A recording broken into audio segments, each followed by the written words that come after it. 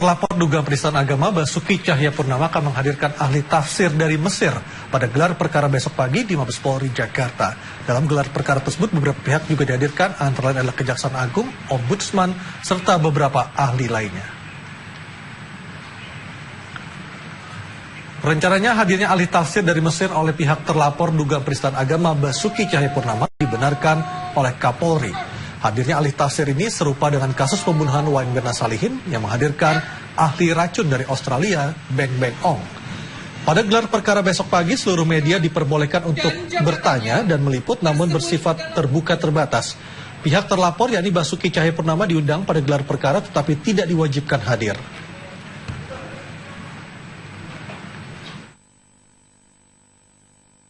Itu kan dari pihaknya terlapor.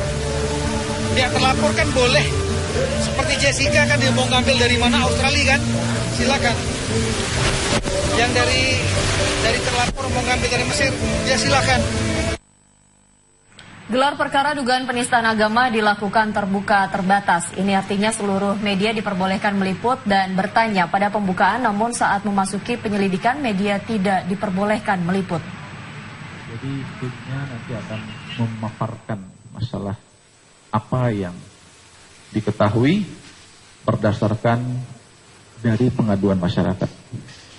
Kemudian juga masyarakat yang melakukan pelaporan juga diberikan kesempatan untuk melakukan penjelasan terhadap hal-hal yang dilaporkan, yang kemudian kita tahu dituangkan dalam laporan polisi.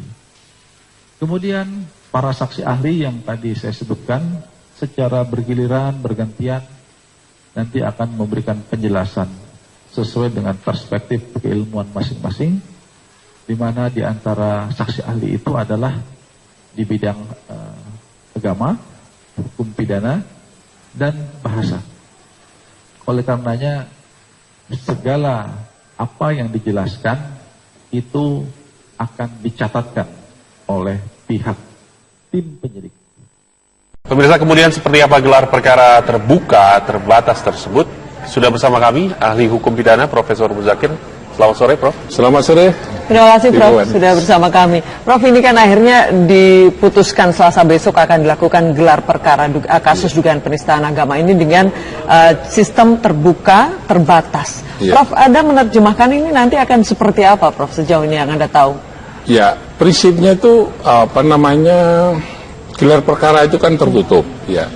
Pesertanya adalah internal, ya. Prinsipnya adalah gelar perkara ya penyidik plus organ-organ yang ada di kepolisian yang punya kompeten terhadap itu, wasidik, bagian hukum dan seterusnya yang melibatkan di situ. Kemudian diperluas ketika perkara ini sudah cukup dan kemudian ada bagian-bagian yang karena ada yang komplain, ya komplain itu biasanya pihak pelapor atau pihak terlapor. Nah, ketika dia ada yang komplain dari pelapor, maka mulailah muncul diperluas pesertanya itu, termasuk juga pelapor plus terlapor, gitu ya. Nah, terlapor itu biasanya diwakili oleh juga tersangka di dalamnya adalah penasihat hukumnya, gitu. Demikian juga dari pihak pelapor juga penasihat hukumnya kalau ada. Kalau memang sudah sampai kepada pemeriksaan ahlinya juga diundang. Gitu. Ditambah orang-orang yang ada di situ. Tapi kemudian ada juga ya sempat beredar akan disiarkan secara langsung begitu kan, terbukanya itu akan dilakukan. Tetapi walaupun sudah dikonfirmasi tidak seperti itu sistemnya. Ya, saya kira itu batas maksimum peserta itu ya seperti yang saya sampaikan tadi. Seandainya dia nanti siaran langsung, seperti hanya sidang Jessica sebut saja begitu. Ya, itu melanggar prinsip-prinsip hukum dalam hukum acara begitu ya. Karena semua dokumen yang ada di situ prinsipnya adalah rahasia. Hasilnya pun rahasia gitu ya. Artinya apa? Kalau siapapun yang ada di situ, kesimpulan yang dibuat itu ya semua tertutup dan tidak bisa dipublikasi. Bahkan itu foto nggak boleh, rekaman nggak boleh. Pendek kata segala sesuatu yang bersifat rahasia ya, itu tidak bisa terpublikasikan atau dipublikasikan, di copy dan sebagainya.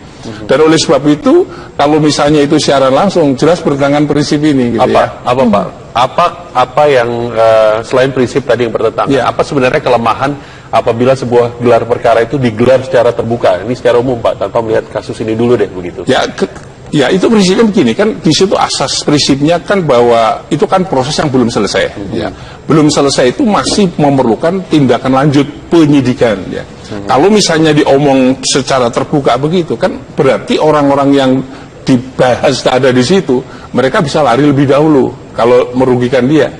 Dokumen-dokumen yang terkait di pembahasan di situ bisa dibawa lari, dihilangkan dan sebagainya. Jadi intisarinya bahwa proses pembuktian akan menyulitkan proses pembuktian lanjutan. Kalau misalnya itu diputuskan penyidikan lanjut gitu ya. Berarti kan dokumen-dokumen bisa hilang gitu. Karena di dalam konteks itu mesti kita butuh ini dan seterusnya. Artinya fakta-fakta pemeriksaan itu akan terbongkar dulu di situ sehingga siapapun nanti misalkan itu ditingkatkan menjadi penyelidikan, dia mengetahui begitu di mana kelemahan. Bukan, maksudnya gini, gitu. Maksudnya begini, kalau orang kan di situ nanti akan menyebut banyak orang kan, mungkin siapa yang disebut-sebutkan di situ. Nah, itu bisa ada dua kemungkinan kan itu. Mereka bisa dikatakan merugikan kepentingan dia. Atau mungkin orang bisa diuntungkan di satu sisi dan orang bisa dirugikan di sisi yang lain.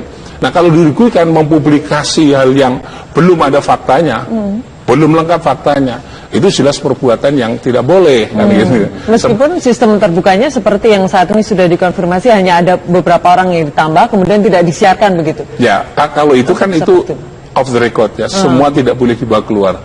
Jadi kan nggak menjadi masalah kalau tidak itu. Jadi masalah. Tidak menjadi masalah. Ini tidak akan mempengaruhi pendapat dari mungkin saksi-saksi yang dihadirkan, kemungkinan juga akan takut untuk mengutarakan mungkin pendapatnya seperti apa, begitu akan mempengaruhi seperti itu tidak? Ya, itu tadi kalau itu terbuka langsung, itu memang benar akan mempengaruhi semuanya. Dia bisa membaca situasi itu, keterangannya bisa tidak apa istilahnya tidak original lah gitu, tidak sesuai dengan apa yang dialami, dia lihat atau dia dengar gitu. Itu pada kata efeknya menurut saya negatif ya, banyak negatifnya. Tapi yang dituntut menurut saya bukan terbuka dalam arti live seperti itu. Yang penting bukan terbuka tertutup ya. Kalau sebagai pengamat hukum pidana, yang penting profesional dia. Siapapun penyidik profesional, dan harus diingat bahwa penyidik atau penyelidik itu adalah pintu gerbang, gatekeeper dalam menjaga memasukkan sistem peradilan perkara itu dalam sistem peradilan pidana yang ujungnya nanti akan menjadi bahan putusan oleh pengadilan. Artinya profesional ini bagaimana menurut Anda? Profesional dia tidak boleh istilah salah satu di antaranya bertindak berdasarkan ilmu pengetahuan hukum. Yang kedua adalah independen dia. Jadi ada parameternya, independen dia. Maka standar profesi penyidik itu menjadi taruhan gitu. Jadi kalau dia melakukan proses penyidikan tanpa standar ya harus dipinalti bahwa dia tidak standar. Termasuk arti kata terbuka yang tadi yang disampaikan oleh Kabar Eskrim Komjen Aridono yang menyatakan bahwa terbuka itu maksudnya kita juga mengundang dari luar anggota Komisi Hukum, kemudian anggota Kompolnas mungkin ada di situ. Apakah itu juga diperkenankan di dalam tata cara hukum kita? Ya, kalau saya berpendapat gini, nggak ada relevansinya mereka itu. Karena apa? Ini kan pembuktian. Ilmu mereka tidak masuk di sini kan gitu ya. Yang sudah benar prinsip-prinsip yang telah ada sekarang itu sudah benar gitu ya. Bahwa organ-organ yang ada di kepolisian yang relevan, misalnya pengawas dan sebagainya itu masuk, itu sudah benar. Menurut saya sudah benar dia, karena dia mengontrol dari aspek internal, menyertakan pihak pelapor-terlapor berserta penasihat hukumnya sudah benar gitu ya. Tapi kalau orang lain menurut saya nggak relevan juga. Apa hubungannya? Di sini bukan proses ngomongnya itu yang dikontrol.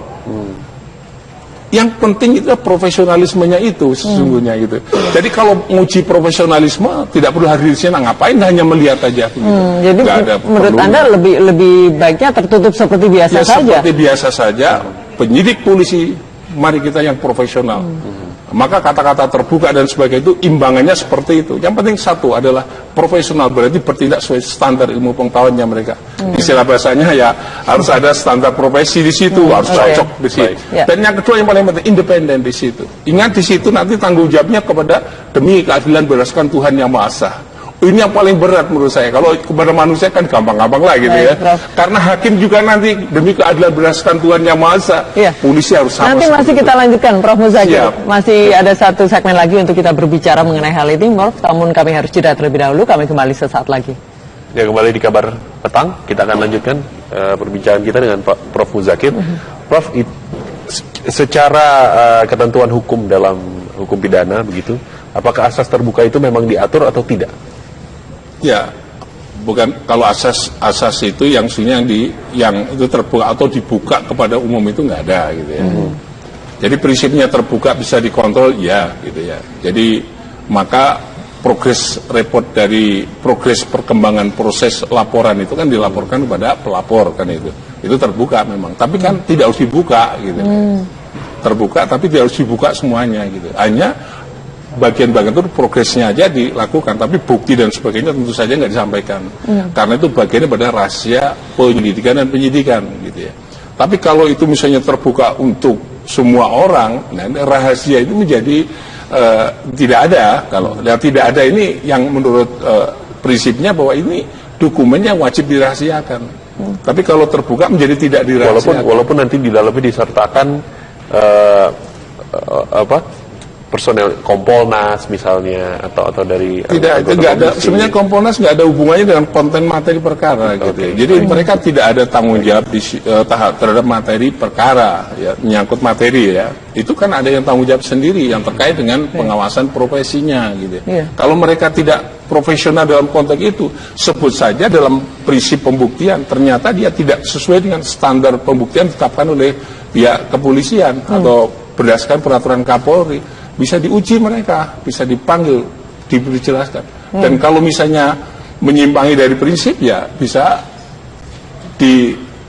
ditegur atau diberhentikan sementara dari penyidik dan seterusnya itu. Saya ambil contoh misalnya, ada ijazah palsu. Mestinya palsu itu kalau sudah dibawakan oleh lembaga atau universitas yang menerbitkan ijazah palsu. Ya, ternyata ini pihak universitas nggak diperiksa, perkara langsung di-close. Berarti standar proses penyidikan belum sempurna kan ini melanggar prinsip proses itu yang Anda katakan tadi harus profesional begitu kan ya? Itu tadi saya sebut ya. Profesional harus penyidik harus berdasarkan pada standar profesi yang diatur dalam KUHP, diatur oleh peraturan kepolisian, semuanya itu yang menyatu menjadi standar profesi kepolisian. Prof, ini kan gelar perkara terbuka terbatas ini baru akan pertama kali dilakukan oleh polisi, mungkin dari sejarah hukum di Indonesia baru akan ini dilakukan. Alasannya bagaimana kalau kemudian ini dilakukan seperti ini? Karena memang menyedot banyak perhatian masyarakat, begitu banyak masyarakat yang ingin tahu prosesnya begitu. Ini kemudian dilakukan ini. Bisa dimaklumi ini dilakukan dengan sistem terbuka terbatas, Prof? Ya, jadi kalau istilah terbuka terbatas harus dimaknai lebih dulu ya. Prinsipnya kalau hanya pihak-pihak yang terkait mungkin agak salah ya. Tapi kalau melibatkan pihak yang lain itu menurut saya yang pertama gitu ya, kalau kasus ini yang pertama, bahkan kalau live juga yang pertama gitu ya.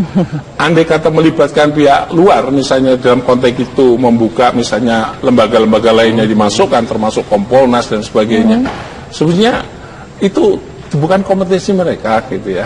Kompolnas itu Kompolnas tidak menyangkut substansi materi ini gitu ya.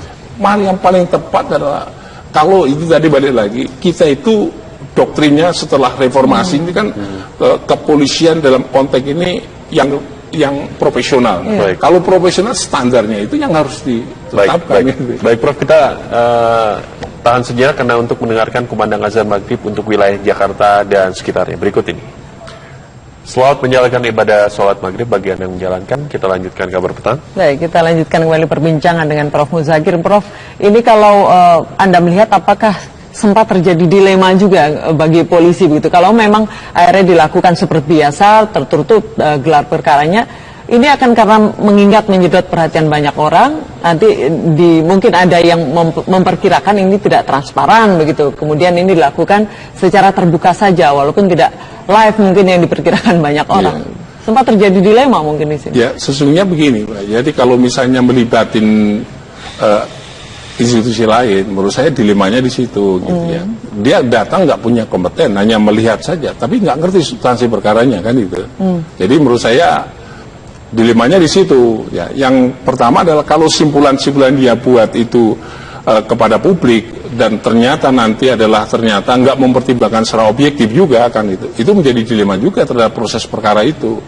Saya khawatir ini peradilan atau maaf penyelenggaraan gelar perkara ini bisa pengadilan tersendiri. Ini khawatir kalau secara publik. Nah kalau itu sebagai pengadilan sendiri, berarti nanti lembaga gelar perkara sebagai proses pengambilan keputusan seseorang. Padahal itu tidak. Dalam itu hanya konteks menguji progres perkembangan penyidikan. Dan kemudian seberapa kalau ini bisa diuji telah memenuhi unsur-unsur atau belum, gitu ya. Dan itu kalau belum ya ditangguhkan kembali, cari lagi supaya karena ya, diusahakan kalau sudah mentok di situ baru kemudian diambil simpulan.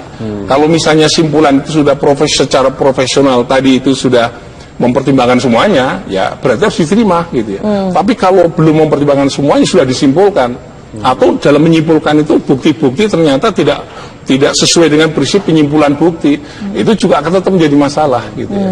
Tetap akan menjadi masalah walaupun terbuka sekalipun. Karena di sini ingat dalam perkara pidana dari tahapan penyelidikan sampai kepada tahapan proses pengambilan keputusan itu mencari atau menemukan kebenaran material gitu ya. Kalau bahasa saya lebih tinggi lagi namanya kebenaran hakiki. Setingkat dengan keyakinan hakim. Hakim nanti adalah keyakinan hakim. Nah, proses kebenaran itu mestinya kebenaran hakiki sederajat dengan keyakinan hakim. Bukan hanya kebenaran material gitu. Saking ibaratnya saya katakan betapa pentingnya gitu ya. Karena itu menyangkut hak orang gitu ya. Nah, oleh sebab itu proses ini profesionalisme harus membantu untuk menemukan kebenaran material gitu. Jadi kebenaran material tidak bisa diuji kepada publik, nggak bisa juga gitu. Itu yang harus tadi dikatakan dilema, emang dilema aja. Kalau secara material orang mengatakan menyimpulkan iya, tapi ternyata tidak, atau sebaliknya, itu malah justru taruhannya adalah penegakan hukum pidana, dan terutama adalah